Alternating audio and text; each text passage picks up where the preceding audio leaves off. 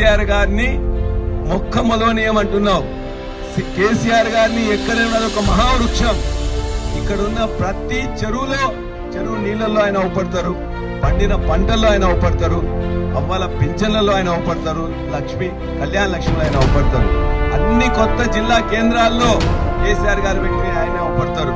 Medical కాలేజీలు ఆయన పెట్టి అక్కడే అవపడతారు. సూపర్ స్పెషాలిటీ హాస్పిటల్ ఆయన అవపడతాడు. చివరికి నువ్వు కూర్చున్న కొత్త సెక్రటేరియట్ లో నీ కుర్చీలో మొత్తం కూడా నీ కుర్చీ కానీ సెక్రటేరియట్ కూడా ఆయనే అవపడుతుంటాడు.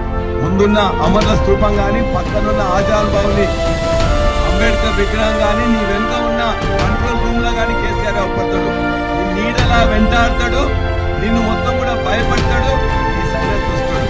వరంగల్ అనేది అదృష్టవశాత్తు అన్నిటికీ కూడా పెద్ద వేదిక అయింది. భారతదేశంలో కాదు ప్రపంచంలోనే అత్యంత పెద్ద సమావేశాలు పెట్టడానికి వేదిక ఇక్కడ అయింది. అదే తెలంగాణ